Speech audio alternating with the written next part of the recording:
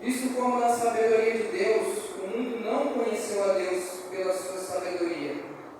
Aprove a Deus salvar os crentes pela loucura da pregação, porque os judeus pedem sinal, os gregos buscam sabedoria, mas nós pregamos a Cristo crucificado, e é escândalo para os judeus, e também loucura para os gregos. Mas para os que são chamados, tanto judeus como gregos, lhe pregamos a Cristo, poder de Deus e sabedoria de Deus. Porque a loucura de Deus é mais sábia do que os homens, a fraqueza de Deus é mais forte do que os homens. Porque vede, irmãos, a vossa vocação, que não são muitos os sábios segundo a carne, nem muitos os poderosos, nem muitos os nobres que são chamados. Mas Deus escolheu as coisas loucas deste mundo para confundir as sábias. E Deus escolheu as coisas fracas deste mundo para confundir as fortes. E Deus escolheu as coisas vis deste mundo, as desprezíveis, as quais não são, e as quais não são, para aniquilar as que são, para que nenhuma carne se glorie perante o Senhor. Mas vós sois dele, em Jesus Cristo, o qual para nós foi feito por Deus sabedoria, justiça, santificação e redenção, para que, como está escrito, aquele que se gloria, glorie-se no Senhor. A cruz, ela está no centro da fé cristã. Ao mesmo tempo em que a cruz ela é um símbolo conhecido pelo cristianismo, ela também é para muitos um escândalo. Para muitos ela é apenas um ornamento religioso, para outros ela é um evento histórico distante. Mas quando nós lemos aqui na Bíblia, toda de Gênesis a Apocalipse, nós percebemos que a cruz é o coração redentor do plano redentor de Deus. Tudo converge para ela, tudo flui dela, e sem ela não haveria salvação. Quando o apóstolo Paulo ele escreve aos Coríntios, essa igreja de Coríntios, o Paulo ele tem que enfrentar uma igreja que tinha uma cultura muito voltada pelos gregos.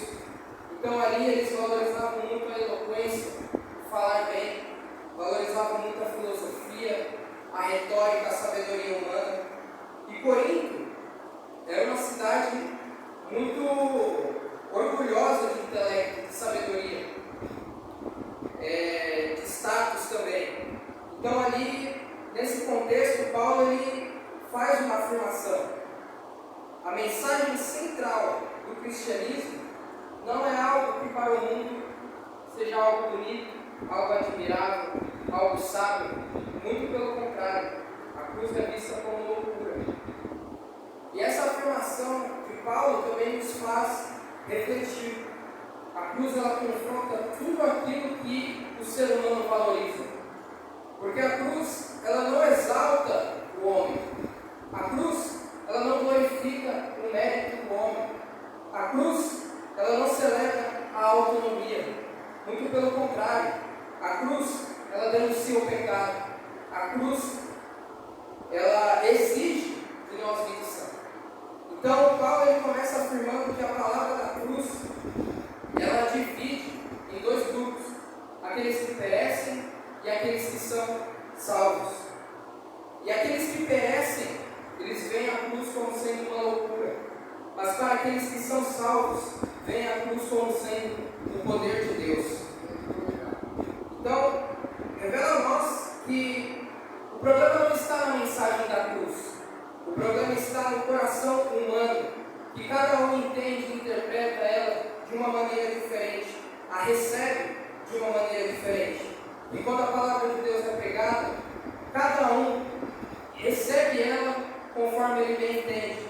Muitos reagem de forma diferente, muitos ignoram, muitos desprezam a mensagem da cruz.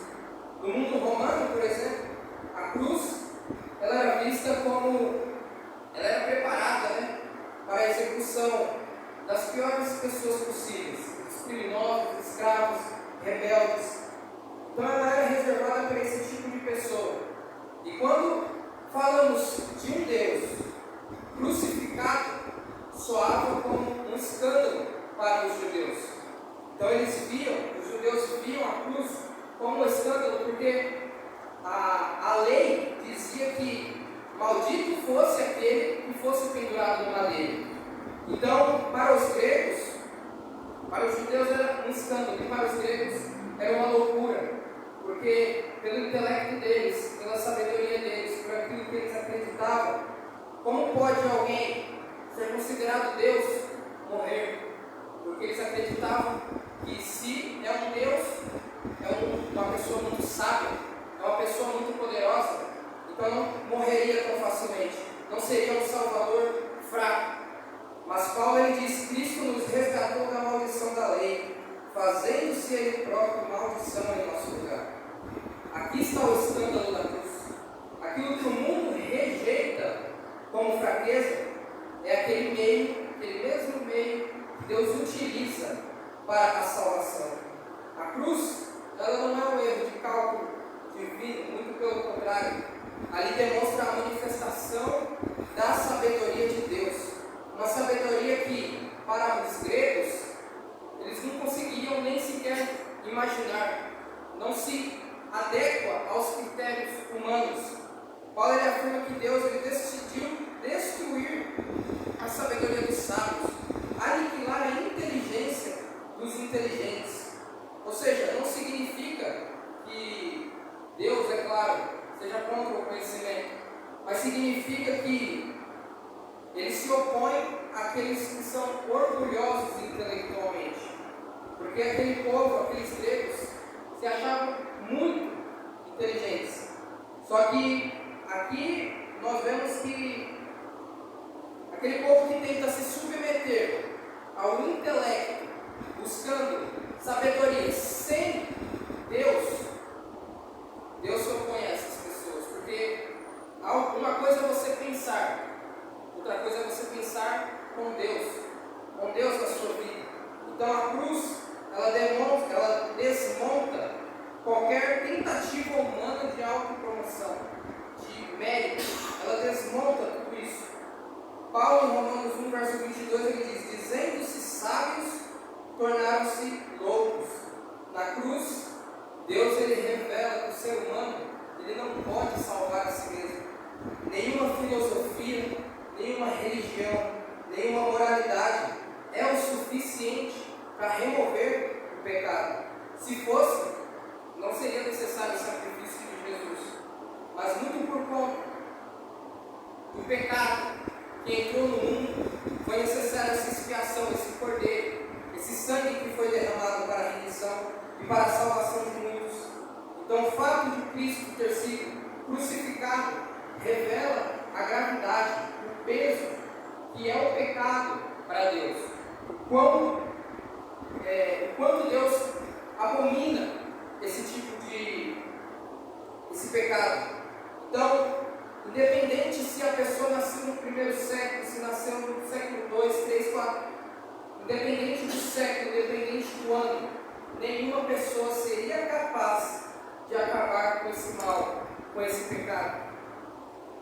Então essa cruz, ela revela a incapacidade do homem de poder com suas próprias mãos se livrar desse mal. E Paulo ele continua dizendo que os judeus eles pedem sinais, que os gregos buscam a sabedoria, mas que Paulo ele prega Cristo crucificado. Isso nos revela que algo sobre o coração humano. Muitas vezes nós queremos um Deus que age, que se encaixe conforme o que nós queremos. Os judeus queriam sinais, eles queriam algo que fosse visível para eles poderem acreditar. Os gregos, por outro lado, queriam algo que fosse mais coerente, intelectualmente falando. Porém, Deus, ele oferece redenção por meio de um Messias que foi crucificado. E por isso que lá no livro de Isaías, a palavra diz: os meus pensamentos não são os vossos pensamentos. Não adianta nós querermos entender o que Deus quer, porque o propósito de Deus vai muito além do que aquilo que nós podemos cruz ela vai nos confrontar a nossa lógica. Ela vai nos ensinar o caminho para Deus. Quem é Deus? Quem nós somos? Qual o caminho que nós devemos trilhar? Ela nos mostra que antes de passar pela exaltação, passamos pela humilhação. Antes de passar pela vida, primeiro vem a morte. Antes de passar pela vitória, vem a rendição. Jesus ele não vence evitando a cruz. Ele não vence fugindo da morte. Muito pelo contrário. Ele vence porque ele confronta a morte. E ele vence porque ele passa pela cruz. Somente por isso que aquilo que Deus tinha como propósito fosse cumprido através de Jesus. E não à toa Paulo ele diz em Filipenses: Cristo se humilha até a morte de cruz. E é exatamente por isso que Deus o exaltou soberanamente. Paulo ele também faz uma outra declaração: a loucura de Deus é mais sábia do que os homens, e a fraqueza de Deus é mais forte do que os homens. Paulo ele não está dizendo que Deus é louco ou que Deus seja fraco, mas que aquilo que o mundo chama de loucura ou de fraqueza é na verdade uma expressão, uma demonstração da sabedoria e do poder de Deus. Na cruz nós vemos o poder de Deus não como sendo uma dominação, mas é um amor sacrificial, é o amor de Deus perante o seu povo. O poder da cruz não está em destruir inimigos, mas transformar a vida de pecadores. O poder da cruz está naquilo que nós chamamos de arrependimento, trazer pessoas ao arrependimento. Paulo está dizendo que o que Deus quer dos seus filhos, do seu povo, é que aqueles que são pecadores, aqueles que estão doentes, venham para o arrependimento. E aí Deus não poupa nem sequer a vida do seu próprio filho. É muito por conta do seu próprio filho ter entregado, ter feito aquilo que o Pai queria, tinha proposto na sua vida. É que por conta de uma única pessoa, o mundo inteiro hoje tem acesso ao nosso Deus e tem a oportunidade da salvação. Quando nós lemos em Romanos 5:8, Paulo ele diz que Deus prova o seu próprio amor para conosco pelo fato de Cristo ter morrido por nós, sendo ainda pecadores. E ao avançar para o capítulo 2, Paulo ele vai nos dizer sobre a pregação, porque Paulo ele não pregava somente porque ele era uma pessoa sábia, ou porque ele era uma pessoa de uma boa retórica, porque falava bem, porque Paulo era uma pessoa assim culta, mas ele fala no capítulo 2 que tudo aquilo não era dele, mas sim a demonstração do Espírito e do poder de Deus na sua vida. Então o poder não estava no falar bem de Paulo, não estava na sua boa retórica, mas sim na cruz que Paulo anunciava com fidelidade.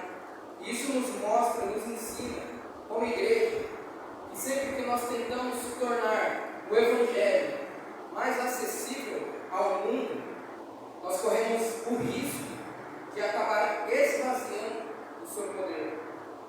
No versículo 17 do capítulo 1, Paulo diz: porque Cristo enviou-me não para batizar, mas para evangelizar, não em sabedoria de palavras, para que a cruz de Cristo não seja esvaziada. A cruz, ela perde o seu poder quando as pessoas a veem somente como um símbolo, quando as pessoas diluem ela com apenas um discurso motivacional, ou quando ela é utilizada apenas como uma metáfora de superação. Isso não é cruz. A cruz é morte, a cruz é justiça, é substituição, a cruz é pecado, a cruz é rendição. Tire todos os elementos, o que vai restar é somente a sombra do Evangelho. A verdadeira transformação espiritual ela não acontece quando o homem se sente bem consigo mesmo, mas é quando ele se rende diante da cruz, diante da palavra, da presença de Deus. E é ali que o orgulho do homem vai ser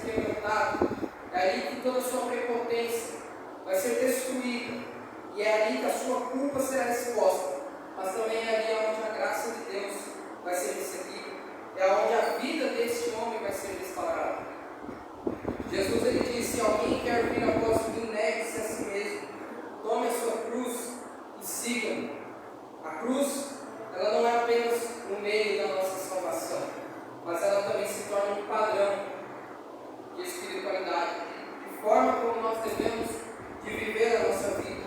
Seguir Jesus é viver uma vida moldada pela cruz, marcada pela humildade, marcada pela renúncia, pelo amor sacrificial de Deus. O mundo ele continua chamando isso de loucura, mas para aqueles que acreditam, que têm fé, é exatamente o poder de Deus sendo trazido para nós. E no fim a cruz ela permanece como um divisor de águas. Ela revela quem Deus é, quem nós somos, qual caminho nós queremos trilhar. O caminho da salvação ou o caminho da perdição. Não há neutralidade na cruz. Ou a cruz ela te ofende, ou a cruz ela te transforma. Não adianta ficarmos no meio termo, ficarmos em dúvida. Ou nós a rejeitamos, como muitos fazem, como sendo loucura, ou nós a abraçamos como sendo o poder de Deus. Por fim, Paulo, no versículo 30 e 31, ele diz: mas vós sois dele em Jesus Cristo, o qual para nós foi feito por Deus sabedoria, justiça, santificação, redenção, para que, como está escrito, aquele que se gloria, glorie-se no Senhor. A cruz ela nos ensina que toda a glória ela pertence ao nosso Deus. O ser humano ele não contribui para a sua própria salvação, ele apenas a recebe por fé. E é exatamente aí que está o poder da cruz, porque ela salva completamente aqueles que reconhecem a sua necessidade de Deus, reconhecem a sua limitação, reconhecem que sem Deus elas não são nada. Diante da cruz caem as nossas máscaras, o nosso orgulho, a nossa prepotência, aquilo que nós estamos nos exaltando, o nosso pecado, tudo isso cai diante da cruz. E é nesse lugar onde nós vamos encontrar a rendição, arrependimento, transformação, onde nós vamos encontrar salvação. A cruz, que para muitos é loucura, ela é, hoje e sempre, o poder de Deus para todo aquele que crê nas suas promessas. Essa é a breve reflexão que eu quero trazer para nós essa noite. Os irmãos continuem orando ao meu favor. Eu agradeço pela oportunidade em nome de Jesus.